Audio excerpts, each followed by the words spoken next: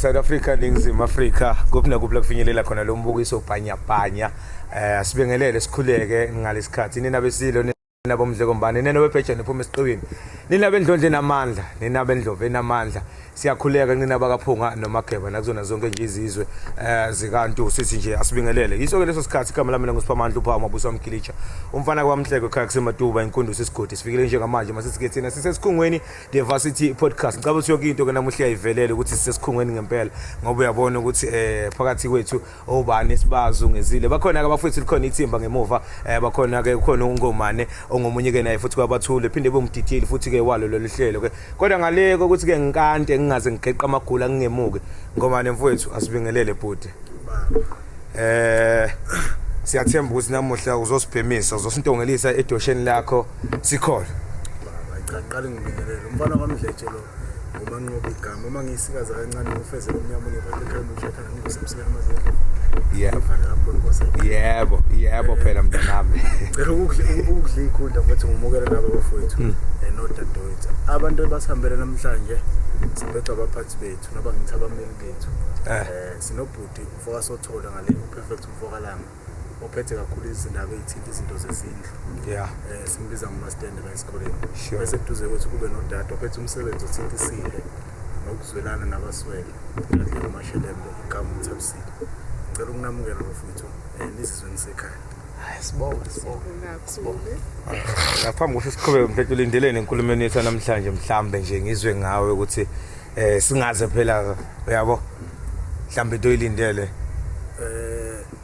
mhlasimbe okuningi inkulumo izoyilawula yona kodwa ngakujabulela ukuthi imibuzo esinayo mhlasimbe nathi sifike la emakhanda ethinta izinto ezenzeka khona la esikoleni mhlasimbe ezinye ezizingqinamba esifisa ukuthola ixazululo usisiza ukuthi mhlawumbe abaholi bethu khona yena sebeke balekelela la noma mhlawumbe bahluleka la uma bahlulwa yini ukuze sizokhona ukuthi sibe nendlela eyaphambili ngoba nokuveza ngikho nje mfowethu nokuveza nje ingcinyane encane ukuthi amandla abo uma benamandla hamba afike ephi bayini umuntu osuke esekhaya mhlawumbe noma kuba athi kubaqonda kancane yakho iqiniso elimsulwa mfethu liyasho ukuthi abafundi abaqonda ukuthi kahle kahle isebenza kanjani lento yabo nanokuthi uma umuntu engenele office kusekwenzakalani kodwa ngale kumosha isikhathi bafethu nje bese namukelele umdletshe asiqale kwena mfethu umfokalanga mfethu sibingelele mfethu ubingelele nje umfethu usibukele njengamanje sizwe nje ekezi iphimbo lakho nje ngizothanda ukubingelela ngibonga ukuthi nisibize la ekhaya igama impela uPerfect Wakalanga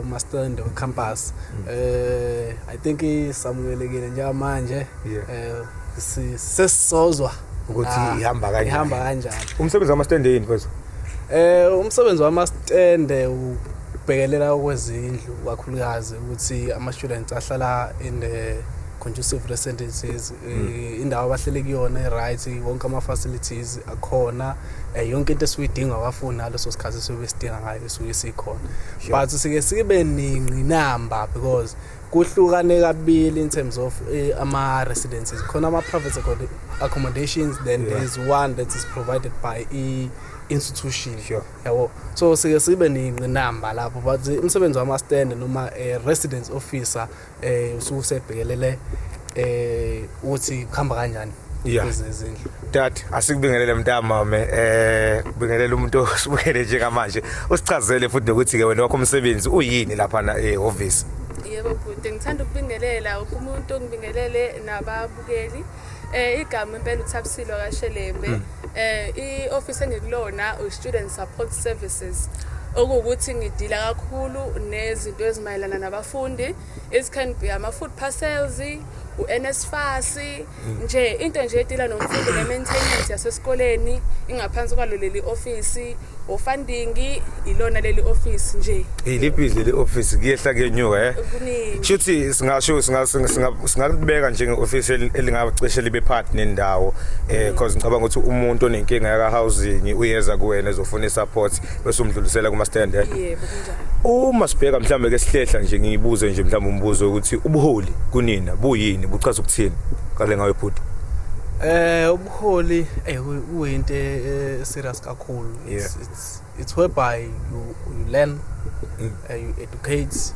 you lead at the same time I think so sekuthenini wena nje umuntu ukhuliswe kanjani then how do you then indlela okhuliswe ngayo ekhaya ukuthatha bese ukuyisa kabantu uyokhombisa abantu ukuthi mina njengomholi noma njengomuntu wakhethwa abafundi ngisengilida ngendlela engikhuliswe ngayo ekhaya. So ubuholi akulele ekuthenini wena as an individual but kumele wonke umuntu osuke eseduze kwakho ukwazi umuzwa umlalele nama views akhe nayo yonke into. I think ubuholi bulele lapho ukuthi wena umuntu ukwazi ukulalela ngana nabantu. Dad yebo bhuti ubuholi mfowethu kumina bhuti ubuholi kuba ukuthi kokuningi uba futhi sekushilo but ubuholi budinga ukuthi umuntu ufike to an extent yokuthi uzosacrifice nezinto zakho wenze sure ukuthi umfundi ngaleso sikhathi yonke into yakhe ihamba kahle. Most of the time ugcina usosala naseyifundweni just because want ukuthi umfundi agcine achievile lento afuna ukuthi ayi-achieve. So kahle kahle ubuholi kimi buyafana kahle kahle nokuthi ube ingane ekhaya bese uba nabazali okuyibona abakuguidayo.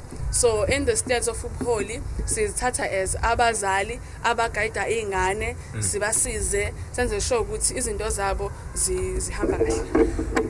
Politiki nisuka phi nayo mhlambe kuyenzeka sisikhathi mawukhula uthi ngifuna uba uMandela yabo kulabantu engifuna ukukhulula kanjani. So nina loluthando lepolitiki noma ngithi ngiyakhumbula sithi mhlambe ngale yaminyaka edlule yabo bengaze ngicabanga ukuthi ngashaya lesi sikhathi seyikhundleni zepolitiki kanje. So ngifuna ukubheka ukuthi nisuka phi nepolitiki. Ipolitiki salifica likhona nasalijoyina jwayele ukubizwa ngokuthi umzabalazo. The reason being bakubiza ngomzabalazo ngoba uma ukhumbula phambilini thina besisizwe sicindezelwe kakhulu njengamanje sisacindezelwe in terms of economically we're not free, but mhlambe in terms of democracy maybe we can, but it's something that is debatable at some point.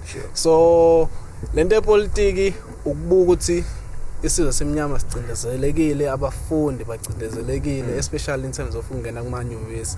So bese uba nothando lenhlangano elilwela mhlambe abafundi naloso sikhathi noma khona ziningi inhlangano ezikhona bese kuba ukuthi wena uyiphi osukhulelwa kuyona bese uyangena kuso kulezi politiki. I think kulele lapho. So nawe uyibonile igap ngalo ngizothi igap yini noma ngizothi mhlambe khona into oyibonile ngaphansi kwaleli qembu elikuthumile. Yes, inkulu kakhulu igap ekhona. If ngase kuthiwa mhlambe sithatha njengomzekelo, the reason being mhlambe sinenkinga ama residences angaka noma sinenkinga ukuthi mhlambe sigcina abafundi bengakwazi ukuthola indawo zokuhlala is because asinawo umhlaba. Yabo just nje to put it in the simple terms, asinawo umhlaba, lo mhlaba esudinga ukuthi sakhele abafundi bethu indawo zokuhlala. So it's one of those things esikuyi gap esikuyikhona now ufuna ungenelela ukuthi ukwazi uassist. Sindazo phefumula mfowethu. Ngicela ngithi ukuhlaba kancane ngokuthi perfect. Ukuthi kunento engengibona eyinkinga kodwa ngokusevezile indaba yeqembu yabo. La isikoleni sine confusion kakhulukazi thina abafundi. Siyahluleka ukuhlukanisa phakathi kwe-SRC ne-political party esuke nama-delegates amaningi kwe-SRC. Manje lento leyo nokuyibona ukuthi ivamise ukuthi yabo mase ngisibonile njengamanje ngasho longenayo eyihlahla i-SRC yethu ukuthi ngazi noma awuthena ama-member noma mangakhi bese kuzoba khona i-FFSC u-8. Okay, SFC u-6 bese kuzoba ne-SASK u-2. Khona le confusion le angazi ukuthi uba ungasilekelela kalula mhlawumbe eba khona eyokuthi yini SRC ihluke ngani kwi-political party isuke i-delegate ama-candidates esiwakhetha ukuthi nabe SRC yethu. Lo umehluko mhlasimbe njengoba kunosihlalo we-EFF nosihlalo we-SRC yini umehluko between lezo zinto lezo? Okay, ukuphendula bafo umehluko phakathi kwe-political party ne-SRC ukuthi kwi-political party usihlalo waleyo political party usuke enza izinto under i-political party. Yabo usuke engenzela ukuthi ngenzela mhlambe ngizokwenzela nomuntu mhlambe ka-MK. Yabo izinto azenza isikhathi esiningi usuke ehlezi kanye nabantu baleyo political party. Then umuntu oku-SRC mawusuke e-SRC u-political party bakho beceleni because uma ngabe usuke eSRC wonke umfundi kuwena kumele abuke as equal. Ayekho umfundi ongathi uyafika kimi mhlambe ngi-EFF mina then kufika umuntu mhlambe egqoke iskipa sakhe nje seSASCO then mina ngithi ngeke ngize ngikusize because uyi-SASCO member. Cha, uma usuke eSRC ubeka nje political side lakho aside then ube umuntu obekwe ibona labo bafundi ukuthi ubasize because bakubeka ngoba nakho bekuthemba bebona ukuthi ucapable ukuthi okay singakwazi ukuthi siye kulo sombikela inkinga zethu akwazi ukuthi asisize. So mhlambe ucabanga kwakho lento ama political parties ayibahlukanisa abantu ayigcine mhlambe ibambezela intuthuko ukuthi kubantu kuhlukahlukana kwabo because sometimes sinokubona ezinye izinto nami sengayifakazela labo nje la campus nokuthi mhlawumbe uzoqhamuka nento nje ethize yabo ekuthiwa ke okay nathi usuyayipropose kubantu beyipropose kubona but kuthiwa wena ngoba kwabonakala eviyeni elithize asikwazi ukulekelela lapho into esike sahlangabezana nazo nathi lezo yabona ebuholini mhlawumbe ngaphambilini abaningi ubuholo sekubuye bakhona so leyo nto le yepolitiki ayibahlukanisi nabantu igcine ibambezele ekuthenini impilo zabantu ithuthuke. I think kuleyo suke kuumuntu noma kusuke depends ku state suke sekusona but ukuhlukanisa abantu ama organizations got different ideologies so khona inkolelo sokukholela kuzona yabo njenge daso kanje sokukholela ukuthi yonke into emeli honor umuntu as an individual then kanjalo namanye ama organizations lo wakholela kuona kodwa okuhlukaniseni thina njengesizwe mhlambe njengesizwe simnyama ukuthi vele sicinezele kade sahlukaniseka vele akuyonto eqala manje so thina okwethu ukuthi sihlangane but sazi ukuthi intshisekelo yethu leliphi yini lesifunayo kodwa ekuhlanganeni kwethu akumele sihlangane kube nabantu abazohamba endleleni besitayisi so ngaqhubeka mfowethu so ukubalekile ukuthi mase sine direction kumele sihambe sonke ngalo direction sizofika kwi-point la sifika khona so the reason being create amanye ama-political organizations because abasakholelwa kule nto esuke sebekholelwa kuyona ngale nto le kule direction le sebefuna ukuhamba ngenye indlela so babhilivele ukuthi uma kuthiwa mhlawumbe basiyeka linyathuko bethathe yabe inyathuko ikhona into engenzeka so bebhilivela kanjani impela yini singathi ngoba nangu umfokalanga siyambona siyamkholela futhi kuyena sonke akekho ngambona sisekane ekuthenini asiphakamiseni nomuntu ehambe yosilwela lapha yini kumele sibe ngaphansi kweskipe orange mhlambe noma into kanjalo. I think lokho kuseyokudalwa ukuthi abantu abaningi ngoba su leader abantu abaningi and musukhethiwe ukuthi uyosimela kunomuntu ozophisana naye ngokombono bese lo muntu musuphisana naye ngokombono ahambe ayovusa ayokwenza eyakhe into uphuma ibhodo lakhe manje uzokhipha ibhodo lakhe impela futhi then it's where it creates ama differences and no ma differences lawo angengithi nje mhlambe ngiyahamba nawo sihamba kanje bese usuka wena ukhuluma ngami kumashelela ukhuluma ungibeka ngizoqhubeka ngikuthemba ngizakuthemba because manje usuphumile esandleni kulento le kuleli bhodo leli sikulona sizama ukulipheka ekuhlungu kodwa nje manje iveza ngazuthi imvama abaholi bethinto bayenza ngabo inkinga ilele lapho ayikho mhlawumbe ku student politics into nje khona mase nangaphandle izinto eziningi ziba ngabo uma sisiphikisela thina ngivula kwami bese ngisebenzisa abantu sibiza ngabo bathi sama messages sebenzisa thina ukuthi siba support nemlobisha kodwa ngisacela uqale ngize la mina ngokukholelwa wami ngikholelwa kumholi ngaphambi kweqembu elithile nekuyindlela engengifisa ngazo la esikoleni mhlawumbe singayisebenzisa ukuthi at least angibone ukuthi i-EFF office la secretary fake ba ngingathi ngifuna u-secretary kube i-EFF ngibone lo muntu i-capacity nayo mhlawumbe umuntu angasilelela ngani ngifisa ukuzwa kubahola abakhona njengamanje phambi kwethu ukuthi mhlawumbe umuntu nomuntu ngesikhathi ngena office ikhona into ethile akathi uma efika wasithi at least mangi-achieve lokho uzoma stand ma-achieve lokho triple SO bese mhlawumbe sitshela ukuthi ukuphi naleyo ndlela leyo uma ukuthi ayikhonde kanjani.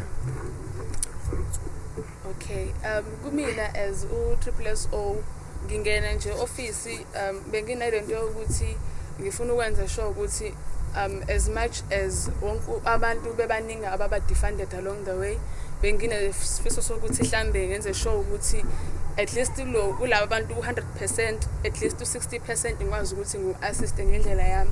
Yes, we do have i-office ethiwa uChasu el-assist ama students with ukuthi babanikeze ukudla nani.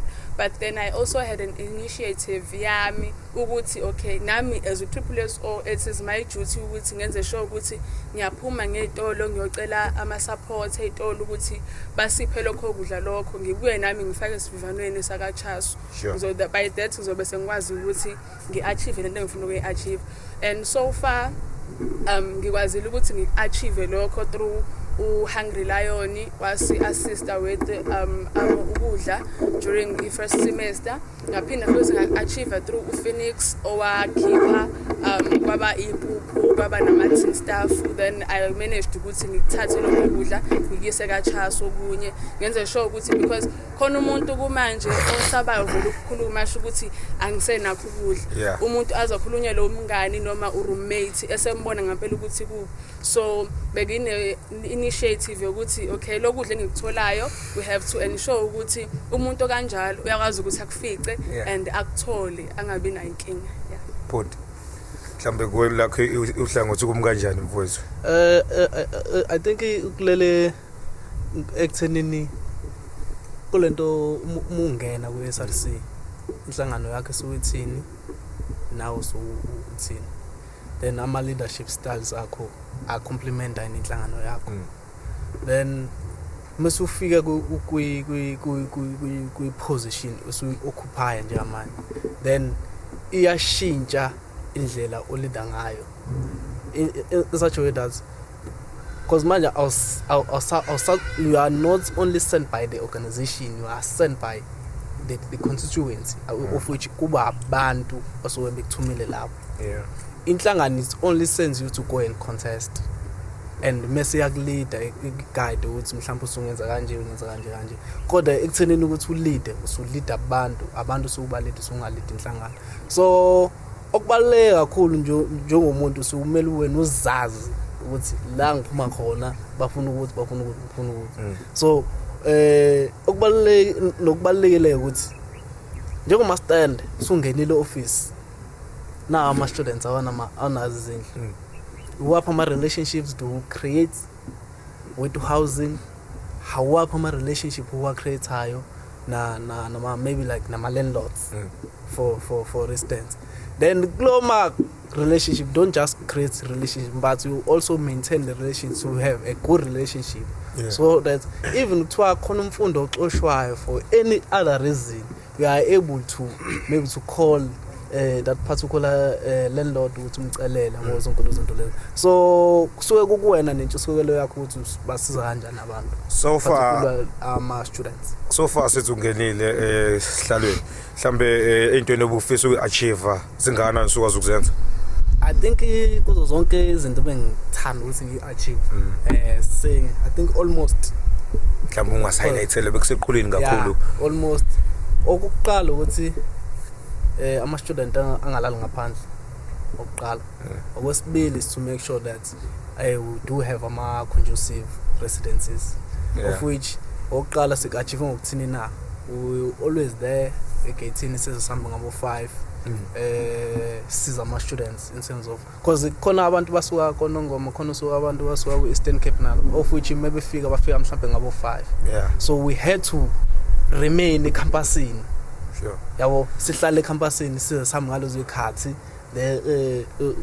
senze sho ukuthi akekho umuntu ofikile osefikile uzobe sesizwa yini RMS of which sometimes nayo ibuyenze ngendlela yakho. So we have managed ukuthi wonke umuntu athole indawo yokuhlala nendlela nendawo abahlala kuyona njengamanje sekungcono uqala akufani ngaqala. Bangikhumbula ngo2023 kwa 2023 mangaphosisi la khona kwakunegama khona zokuthi abafundi balala esangweni bathi basebechaza abanye bathi inhloso bekuthi bedonse amehla abantu ukuze bezothola ukuthi belekeleleke.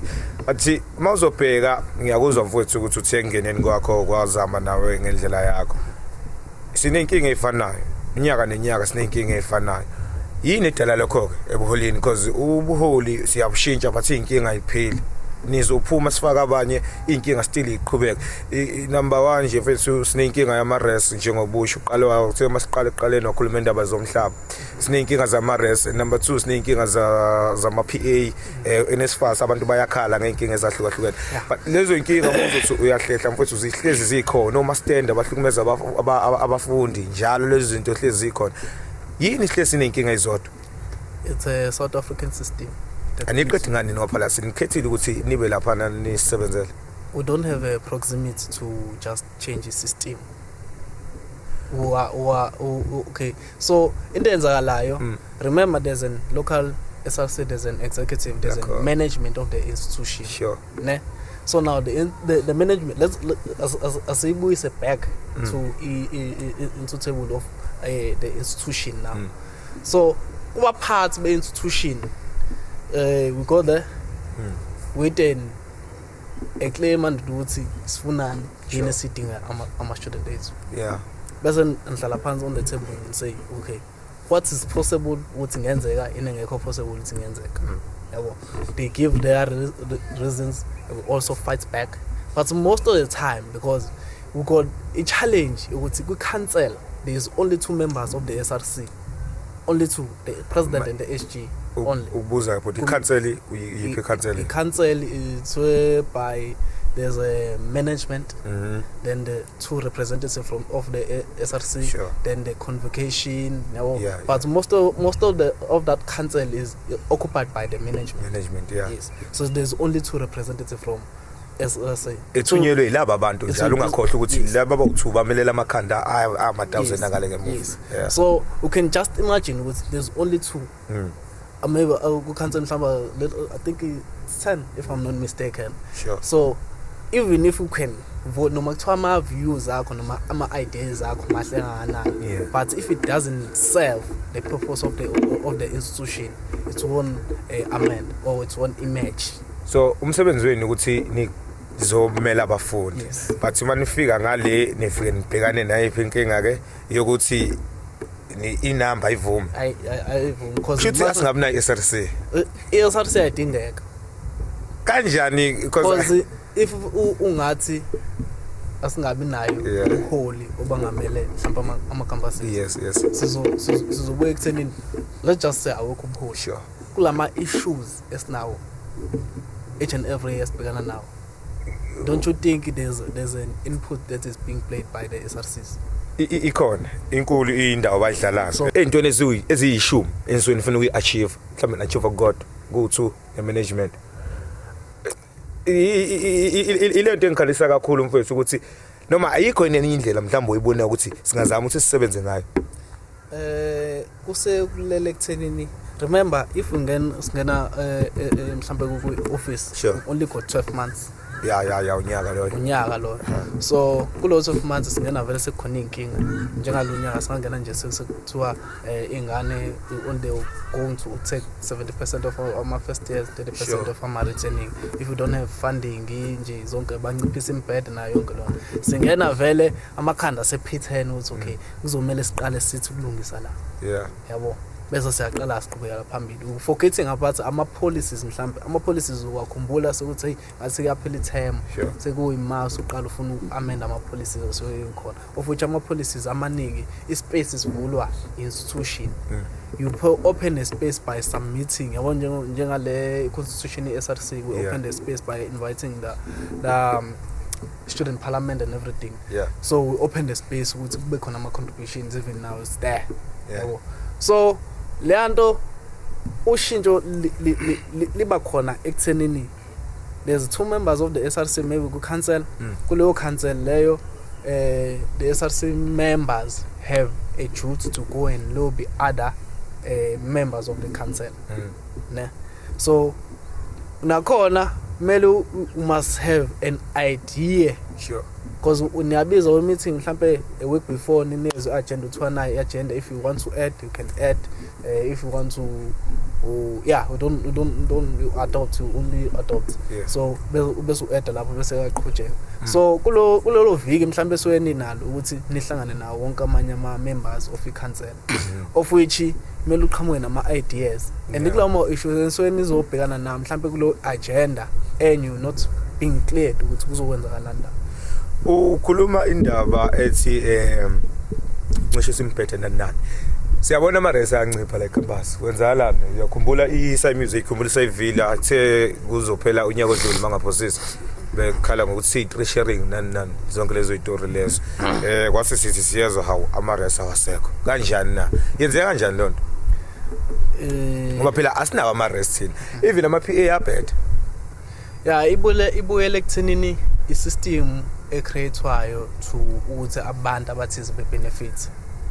Njengokuthi NSFAS mukhumbula phambelini NSFAS bukhokhela isikole isikole inezimali umfundi akhokhele PA then now they say asakwazi ukuthi kube khona ama list residences azoluzwa i-institution so njengo some news sayivela kanjalo asawadingi sidinga ama residences ethu kuphela awesikole kuphela so kusakhona amanye because mhlambe njenge Alex nje asakhona esibalweni sesikole because bengaphela ama contracts so you can't breach a contract asakhona nyama but I think next year if because the police I think izobuyela back to normal if the new minister approves though because enye into esibuye sibe nenkinga nayo we can plan but the new minister comes and have a direction yakhe ngeke ukulida ngayo cela ukungena futhi emlomeni so uminister unezwe ekutheni isikole silawula kanjani unezwe ekutheni is the chairperson of the chairperson of all universities khona i-council ehlalayo ehlalisa wonke ama vice chancellors so unezwe lo muntu unezwe ekutheni ayinqanyula izinto ezisiza abafundi ngezathu mhlambe zakhe ethize singazazi thina bona they see as it's going to be beneficial for NSFAS nqamula amakhosi mhlambe bona indlela so beyibuka ngayo there on their offices hence why uthola ukuthi the NSFAS office is only there in Cape Town Pen. It's only there. It's only there Cape Town Pen. So buya kuya minister bengayazi. Usanda kushintsha ngithi futhi. Yeah, usanda kushintsha. Lama moshe phisi waqela.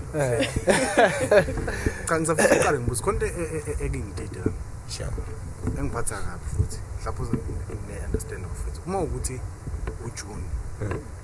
Abafuthi no dadewethu abahlala eMares masebe emakhaya. Bapakishisa izinto emakhaya. Zihamba ifaka kuma storeroom bayibeke bese umuntu mebuya kube imazi uvuleka akathatha into yakhe akakhona umuntu ukuhlala elokuzaneni eRes kuyamphoqa ukuthi ngosuku lokuthi siyavala kuyavala sure lokuthi siyafuna manje ngifisa uqale ngithole ekuthenini irent barentela inyanga engakho abantu abahlala eMares noma ukuthi barentela inyanga ephelele kungani kube khona umuntu obakalelayo ukuthi le ndlo irentayo khipha into zakho uhamba ekhaya u10 months 10 months osusu January no December okusho ukuthi njengoba bese kube basuswa endlini zabo abayikhokhelile so mo kahlahle izathu mhlawumbe behind leyo nto mhlawumbe bane reason valid I think it's because of ivek umukhumbula kahle soku June kuphela la so mele bebe emakhaya bashiya izinto zabo so we only got 10 months then kulo 10 months loyo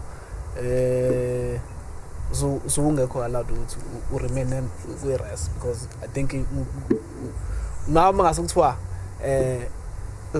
sekuyivek bese sithi ningayi indawo I'm sure mhlawumbe abanye benu ngaba basaziwe emakhaya ngifuna ukuza kule ukuthi kodwa ekugcineni urentile ngikhokhile impahla zami ayihlalela endlini izathu sabo usho ukuthi ngabe ukuthi ngempela bacabanga ukuthi emakhaya siyakhunjula nosuthi soye becabangela ukuthi niyakhunjula emakhaya nanani but also ekubalekile ukuthi they must give them a space whereby mhlambe suke kube fumigate amaresi benza ama maintenance zonke lezo zinto lezo yabo.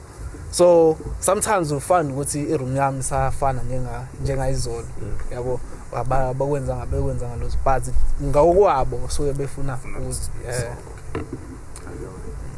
Mashele mhlambe uzokhumbula kulonyaka kwenziwe yini ukuthi abafundi bebefika kuthatha isikhathi eside kangaka ukuthi beyiningi labo lipheleliselo ama PC sezakusiza into ezakufunda mhlambe because sisekiwe nje leyo ndaba ngicatha sizongena futhi nakwenye nombuzo engifuna ukubuza but kwenziwe yini lokho ukuthi kuthatha isikhathi eside ukuthi abafundi iningi labo legcine selinama laptop la kuyiwona ayibasiza ekuthenini kufunda uPaula nje kuleyo ndaba inkinga kahle desibuza ku ICS because we have also SSSO generally okuyena oseduze kakhulu namahhovisi aseThekwini okwazi ukuthi ngadingena ukuthi azabhala email because sometimes email ya delays so ukuya kumuntu eoffice uyokhuluma naye face to face akunikeza impendulo evalid kuba lula so desibuza about those things kuvela ukuthi ade bechaza ka ICS bathe bake baba nenkinga no supplier kwadelay ke ukulokhunjana ukulethwa kwama laptop because bachaze ukuthi besichazele bathe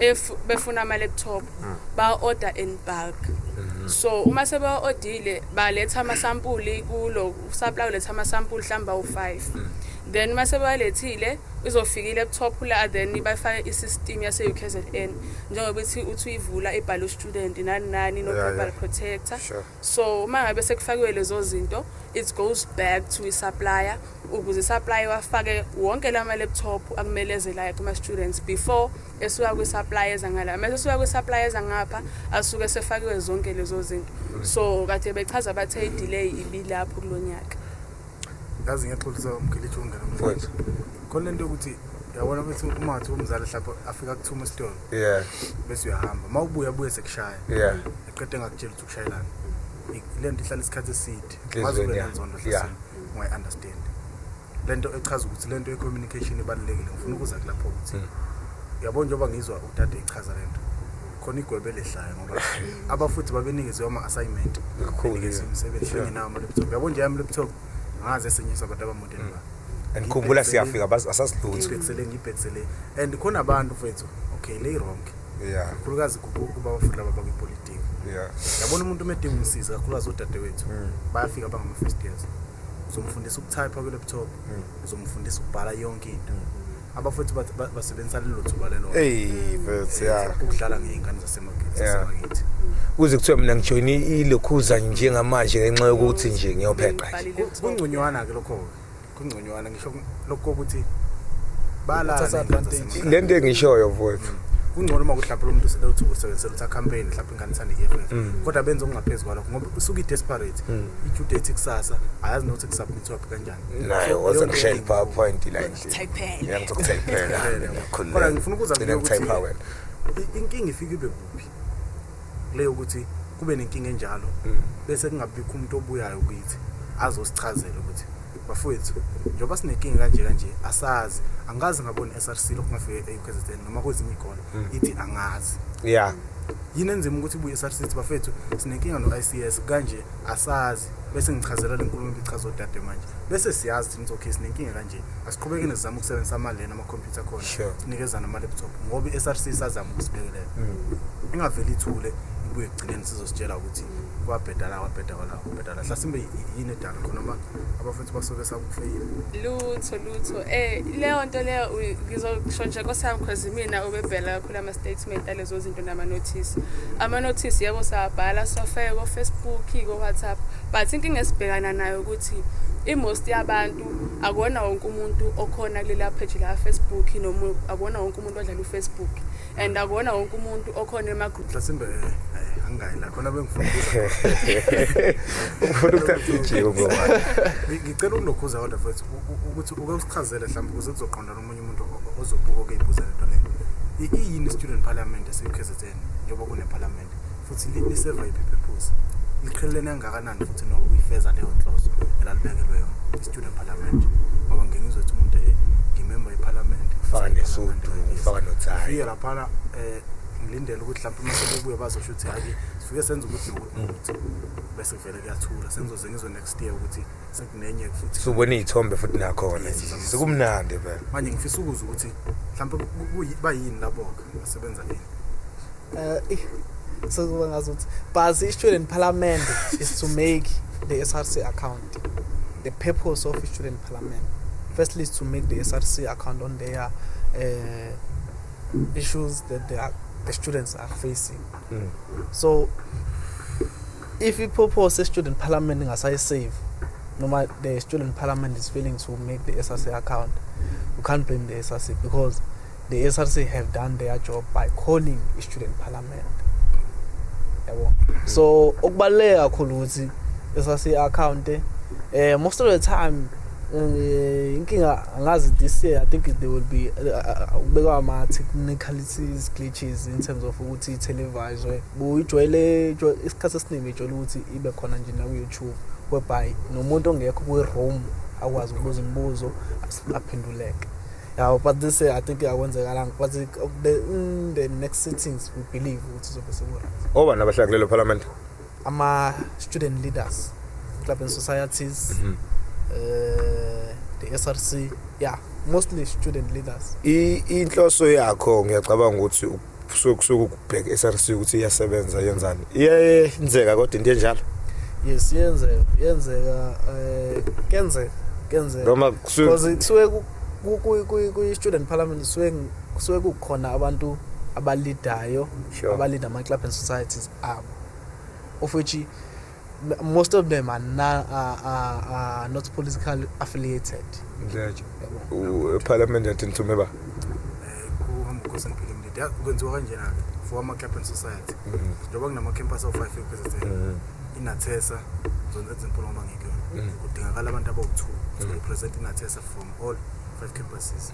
Hayi ukuthi kudingakala ukuthi kudingakala inhlangano no5 sure bese nikhethe 2 yeah yes nokwenza ukuthi kube nzima ukuthi eJuda akekho umuntu obarepresentayo ukhona orepresent inathesa kodwa kulula kithi ngoba uma ebuya umleader thina sina umleader delegate uma ebuya kulula ukuthi asi-address kalula kodwa cabanga sekungokwethu lokho. Uyabona lesi scheme sika2 ukuthi shuthi sifike sidle ngapha ku SRC ne management sibuye sizodla ngapha ubani oqhamuka nesystem ka2 kanti isystem ka2 iqhamuka the system ka2 I think I constitution goes with the constitution. When we draft our constitutions we tend to turn a blind eye. Mangase nje ngibuza kwafethu kuba oyibonile email le constitution Amen nje leyo ukuthi khona i-constitution ye-SRC eamendwa njengamanje who's in our midst yabo. So nazi siba nenkinga because lanto kwi-constitution if into siyi-constitution awukwazi uyiphikisa because isuke kuthiwa as per section if usokuthiwa as per section usungaphansi ayishejwana ne-constitution yeah amenda ke phela njengamanje ukuthi siya amenda thina sithi siya abafundi bathi bayashintsha njengamanje ba amenda manje ngoba phela muzobheka i-constitution icinezela bona abafundi esikhundleni sokuthi ngabe iyabalwela nisiphucileni idatha. Ngicela ukukhomenta kule ndaba yedatha. Yes because most ama students ibingayi-understand kahle ukuthi kuze kube nedatha ngaseqaleni kwakwade kwenze njani kuze kufike la sikhona manje. Yeah. Idatha laqala ukufakwa during isikhathi se-COVID. Sure. For those ababefunda ngaleso sikhathi, it was before 2022. I think it was 2021 around those lines. So kwakwenzela ukuthi laba befunda ngaleso sikhathi bangasala efundweni kwazi ukuthi baqhubeke bafunde online because kwakunalento ye-COVID ithiwa akho umuntu allowed ukuthi angene campus. Then it continued till 2022 kwaba ukuthi kuyaqalwa manje kuyavuleleleka ngo-2023 abantu abeze bezo-attenda physically. Sure. So now into eyenzakalayo most of the time according to their side they state ukuthi ama-first years amaningi asebenzisa lento yedatha wrongfully bajike sebengasayenzi into yesikole. So kahle sifela ukuthi khona abasebenzisa idatha ngokungemthetho nanokuthi ke khona indaba yokuthi there are people who still benefit ngendaba yedatha whereas bengasekho ema-office. So kahle kahle nje it revolves along those lines. But then on our side we are still trying ukuthi sithole amamenzo ukuthi sibone ukuthi silungisa kanjani leyo ndaba yedatha sisebenzisana neParliament because iParliament lona le because ilona elingaphezulu kwethu indaba masihlula thina siyise eParliament bakwazi ukuthi bona as leaders abangaphezulu kwethu basi assist. So ngoba idatha lona vele liwusizo kuma students because others ba submit abanye abekho lana around uglobal kuhluphe ma race so yeah ngoba nasewaphunda ama site angasangeni nje ngenxa lento yaphazamisa yona kwezinye indawo but nawe ungafakaza kune site engasasebenzi kahle idatha lisebenzi ngenxa lethi but usenze nga SGLD ubani SGLD yini wenzani nihlangana naphi nina naye niyasebenzisana yini ngibuze mnganga isikhathi esisodwa so khulumela situation but SGLD is the department that serves the SRC in terms of if we have anything and guides us as it's a department that is dedicated to guide the SRC. Hence why you and the club and society, not only SRC but also club and societies. So hence why we find the manager of Umzo kuyena o manager nase so SGLD is to guide, provide assistance and also mostly assistance in terms of programs and everything. Uma qhamuka abafundi beqhamuka nesu lokutakula abanye abafundi yini yenza ukuthi SGLD engala approve mhlawumbe kusuke bhekani yena ukuze ezolokhuza kuselena ba lapha selena send okay so val uyini yenza ukuthi SGLD kube nzima ukuthi isebenzisane nabafundi noma ehlangabezana nabafundi usuke bhekani yena usuke efunani kubafundi ukuze ezokwazi ukuthi bahlangabeze SGLD kahle usuke bhe ukuthi umuntu ozayo kuyena unawo ni club asebenza ngaphansi kwayo because ukusiza abafundi in a certain way it requires ama funds.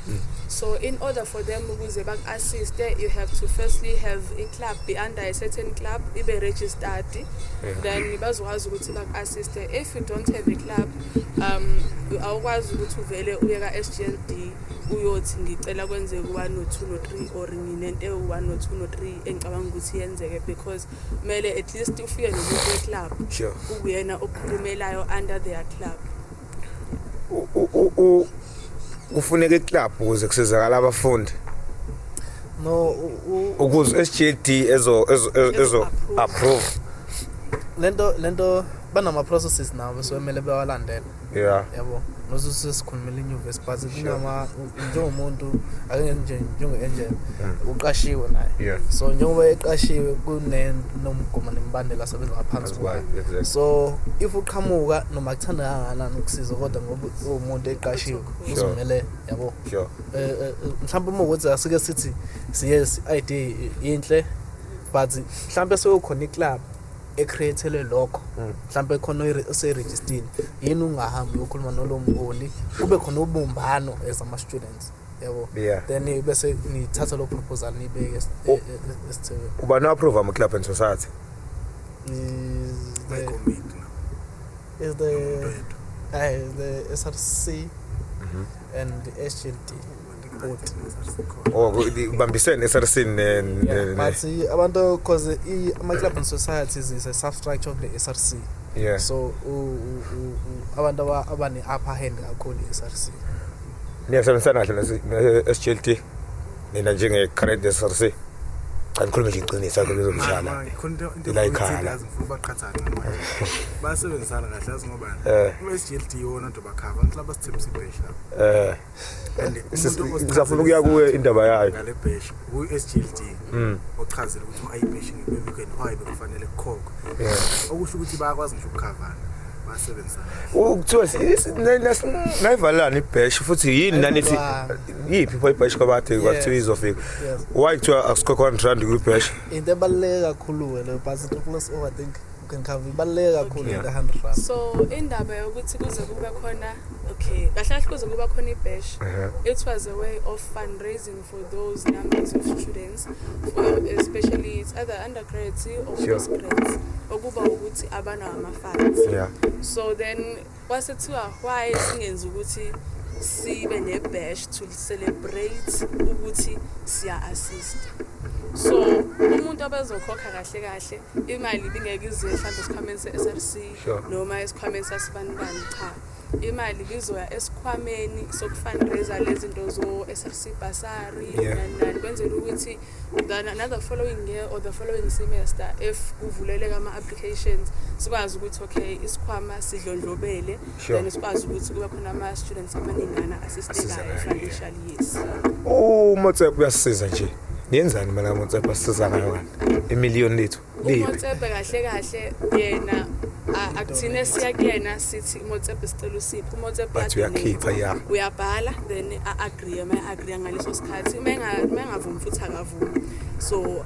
awubi nayo ipower yokuthi uthi Motsepe sesifikile ke manje sizocela ukuthi le mali iphumnyana nya cha lokho shayipha singaqola imali osukuyicelayo umkhandlu osungaloso sikhathi umele uhambe uyicela enye into kumkhilicha eyingozi futhi masizokuya phela esikhulu iqiniso mhlawumbe kunama uKZN New York kunama students more than 7,000 anginawo kunisfas undergrad mhlawumbe registration yomuntu siyonke phelele u90,000 or 100,000 ushuthi million sozosiza abantu abaless than 200 kubantu abaningi angidefend kodwa ngisabuya la ukuthi izide kanjalo mina ngicabanga ukuthi into eningi ehlezi ngikhathaza nenza ukuthi sidide kakhulu abafuthi abasobe SRC abasitshela iqiniso yabo njengoba nje manje kuzoqala sekuzoba nama election awuzozwa ngoba bazosikhohlisa awuzozwa ukhona ukhona uzofika sitshela ukuthi i-clinic izovula 24 hours uzothatha abafundi bakuphi ezobafaka lapha kuzoba nama nurse la azoqashwa khona la esikoleni izovula yabo nje president washo njalo upresident Umlondo khona manje Umlondo ehleli khona la yobala izinto eningi futhi wasitshela ukuthi angazi pressure bazoba yabona safuna kunephuzo kusafuna sithindela thinta Umlondo futhi kodwa ngifuna ukuza kule ukuthi sesiyophetha amadoda abaholi bethu abangasikhohlisi bathi uma besafuna ukungena amandleni besitshela izinto abangakwazi ukuzenza abasha abantu ukuthi njenge SRC amandla esinawo aqala la aphela la nathi singabantu siyabona siphushe kakhulu uma sesingenile kuze kuzobalula ukuthi mina ngingigxekela ukuthi ngoApril last year khona abantu abangaholanga ngoba ngiyazi anisebenzi ka NSFAS futhi anginayise sitsheleni ukuthi asinayise yala asinako lapho nizobona ngesanithusi yazi mfethu kumnandi kanjani ukuthi uholwa nibe umuntu okuholayo nibonisane naye ethi hayi wendoda uyabona njengamanje akusahambi kahle yabo ngeke ngisakwazi ukwenza lanto engayithembisa ngenxa ka 1 2 3 usihlalo umfo wamlondo madoda siyabingelela khona sihlalo amen wathi president nosihlalo akufani ngiyamehlisa sorry baba njengoba yithi ngixolele bhuti wami wakhuluma indaba yokuthi uma wangena esikhundleni uzobiza iGaladina uzobiza abantu omamkhize nabo nezikhulu nje ezinye abantu abasothayo asikwazi ukuthi sicele kubona uxhaso wakhuluma ukuthi imall le uzozama ngayo amandla ukuthi sisetshenzisane nayo isikakhulu azoyikhulumela ngicabanga ukuthi le campus sikuyona ukuthi yini enzima ukuthi futhi yena wathi yini enzima ukuthi SRC ihambe iye lapha na emall imefika emall ifike ikhulume necheckers ikhulume nesuper savers ngoba ithina abafundi sifaka imali lapha uma ngoDecember abafundi bengekho showcase nerandi liyehla lapha so ikuphi lelo hlelo uma kuthi lenzeka uma lingenzekanga yini ningenza into kanjalo because nini nawo nje ama idea kanti yini mase kumele kibe phambili engasebenza okay ngicela ukucomment akuleyo nje because under food security so lapha echeckers ngangihamba nayo ama stand sahamba nje impela ucheckers sahamba super savers ucheckers uvela ukutshela nje ukuthi imeli ye kwisite uyo register lapha ya site nazo zonke lezo zinto and selokhu ke ngababhalela ke ngoJanuary namanje luthi impendulo super savers ke bashana fast ngaqona ngibona thina bathi asicinga plastic base kunenamba helpline lapha so nje kahle akukho ukusebenzisana kuthina ama students nale yabo nje but ikhona ezinye inkampani Zimbaningi osomabhizinisi bakhona why ningabi nesikhwama enithi nina njenge SRC sifisa ukuthi yazi mfowethu ukucover abantu abawu10 nibuye nizositshela sinabo abantu abawu10 noma ningasabakhiphanga ngamagama kodwa nizositshela okay nabo abantu abawu10 ibona abantu esicabanga ukuthi sicela bezama ukuapplyela lolu xhaso oluthize sakwazi sibanikeze first course kubhlungu ukuthi uyabuka egroupini kunomfundi uyabhala anginaso ngisho nginalo ngisho izambane anginayo ngisho ini mfowethu ngisho into yokugcoba yabona kubhlungu nathi singeke sikwazi ukusiza because asinawo amandla siyazi ukuthi mhlawumbe aninawo amandla but ngicabanga ngeshaya kakhulu i-communication anixoxe anikhulumi nathi stand. I think into ebaluleke kakhulu yabo lapha siyasebenzisana nama-companies afuna usebenzisana nathi. We go and look for those companies. Sure. Ukudla lokho sekuthola lapha just it's gift of the givers. So kuyinkampani soyifuna usebenzisana nama-institutions. Yeah. WhatsApp lo bekade sikhuluma ngawo, if we write they respond to us. So akuwona wonke umuntu siyazama but akuwona wonke umuntu responda positively to our proposals. So ilele ekutheni ukuthi bona bayathanda ukusiza. Mhlambe madoda sesizophetha ngicela imibuzo kini mhlambe lapho mawukhona nombuzo sizofaka imibuzo emibili yokugcina emithathu sivala. Sesihamba yazi bathi khona enye into engangibone eyenza ukuthi lapha kube lulu siphatho. Yabona mfethu perfect. Ayibamtakula mfethu. Ngisho ngamanje Facebook. Badonsa yena nje siqhubeni. Yeah. Yezwa into. Umbuzo engifuna ukwakuyilo ukuthi uthabezi uthi thina esingezikubo sure. Mhlawumbe ngifuna ukuyibuza nje ukuthi uma bemdonsa lapha Facebook uzizwa kanjani? Kodwa ke ngifisa ukuza lapha mfethu. Mhlawumbe angangcothola ibichazo umlono. Ukuyiveza kancane ukuthi ku-SRC nihola malini ngoba into yenza ukuthi yahola SRC cha abaholi kodwa at least bekukhona uma ngu-SRC ngibenefitha la ngithola ama-marks ngithola ama-marks ukuthi mhlawumbe ngithola ukuthi ngivotele kuze sazi ukuthi uma uthi ngiphume manje ngixoxa umgilicha ngiyasho ukuthi umgilicha ungenela 10 marks kodwa mina ngilele ngilaphi yabo ngoba vele ingawonke South Africa sisanda lelo sho lokuthi siya complain nje bese silokhu siyakhomba siyakhomba. So to comment on that, mina nje nawe siyama students siyafana. Akukho ukuthi uma ku SRC umele uphase ngo30% cha. Udinga nje u50% wakho ezamele ngendlela yakho. And nkosiyami akuholwa nje ku SRC ukuvolunteer nje lokho yakho ukuthanda ukusiza abafundi ngaleso sikhathi. Aholi. Nisone wenzani emahotela? Emahotela sisuke siyobamba yabo mid-term review siyo-reviewa ama-processes nama-protocols esisuke siwashile ukuthi okay besikade sithe kule semester sowenza lokho sesi-achieve kuphi so far. So kahle kahle siyowenza lokho akukho ukuthi njalo uma sifika emahotela sho sesancebeleka cha laphana nje niyapreniwasho nje emahotela lutho uvuka usabeni system ye-management uvuka usabeni uhambe uyodla then uyahamba niyohlala lapha kwi-conference room niya-discuss ama-issues kubona wonke ama-campus kubonakala ukuthi okay sen-achieve lokhu so far nathi as i-campus ethile mhlawumbe singa-achieve lokhu through your help. Hamba yonke SRC? Yebo. Yini ngihambe i2? Ithu kanjani? Mase kuyehotela u2 izophatha ikhala umsebenzi wawo bonke la abantu labo sebesebenzile. Kwazi mali campus necampus izikhulumeli ngoba ngenzeka mina mhlambe kukhethwe mina la eMaritzburg kukhethwe nowaso wesivile. Masifika lapha ngizokhulumela eMaritzburg because yona ngiyazi the best. Ngeke ngikwazi ukukhulumela eJude because i2 iMaritzburg izokhipha 2 eJude khiphe 2 uSville khiphe 2 bese le mali enye ithathe futhi yosiza abafundi lebe lokudla lokho bekuzodliwa le enye 6 akuthathe lokho kudla ngempela abafundi yazi ezinye izinto bafowethu. I think into ebalulekile ukuthi most of the programs asuke ngenziwa mhlawumbe budget esasekuSGLD osenzelayo of which ingakho sesisebenzisana kakhulu yasisiza in terms of how do we then us as leaders how as a leader behave because we must be educated at some point.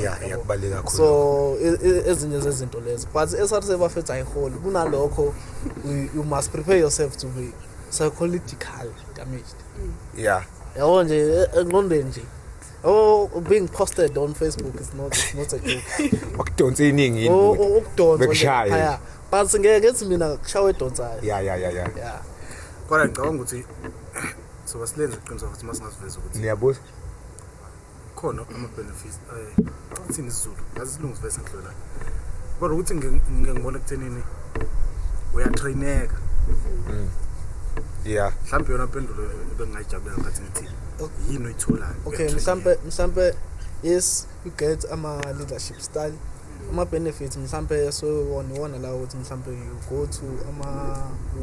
go to mhlambe ama hotela, but kulowo ma hotel Ngane ke ziyayizela. lezi ingane angeke ngiphawule yakho because but yeah, previous elsasive beyithatha advantage ukuthi leya manje. hayi leya manje previous usho sibonela mthethwa.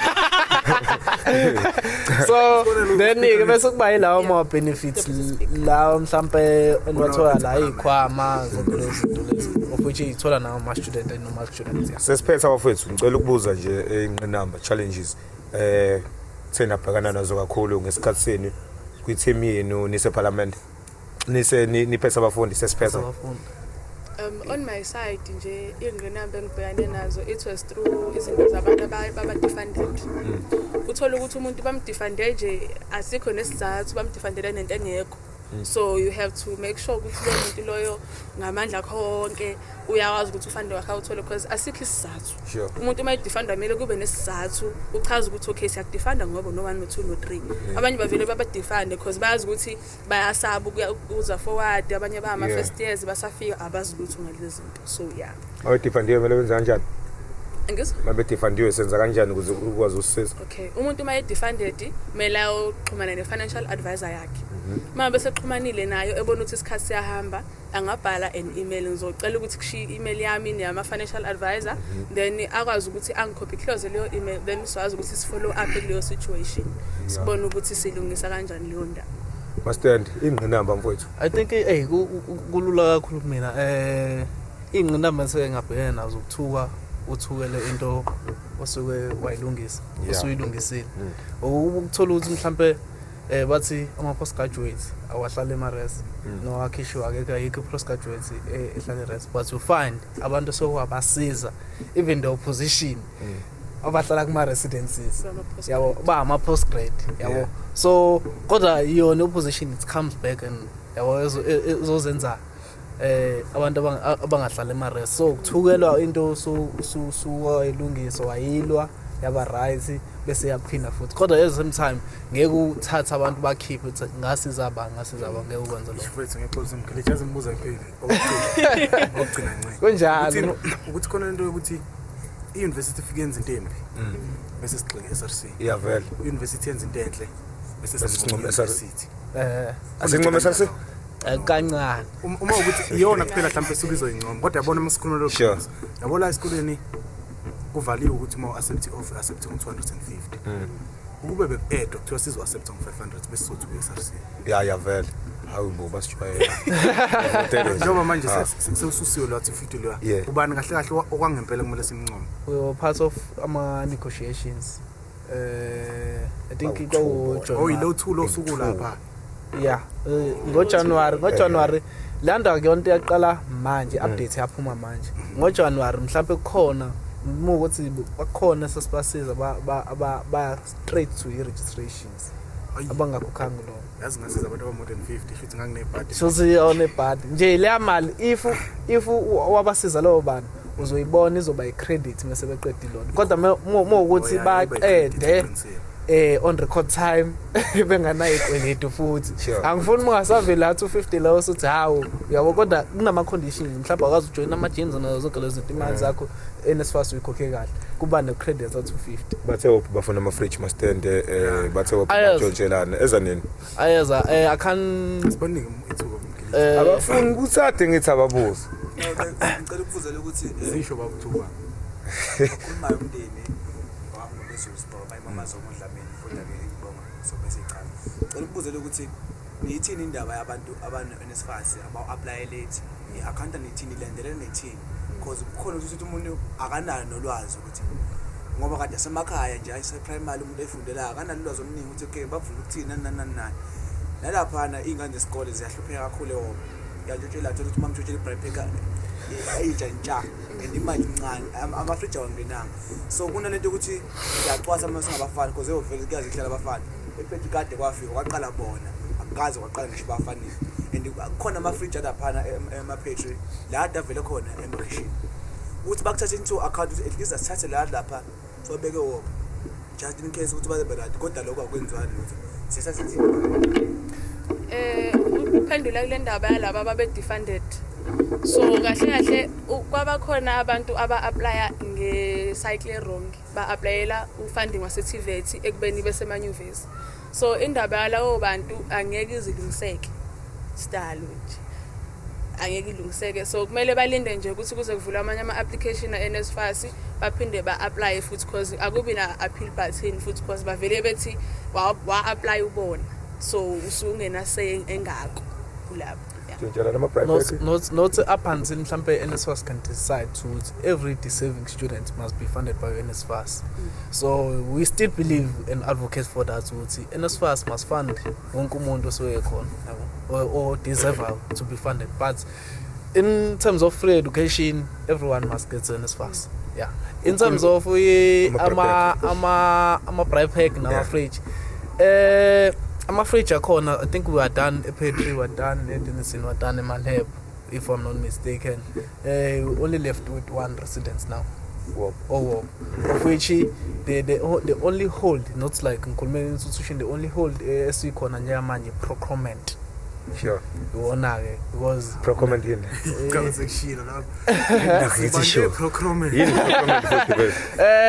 It's whereby we buy.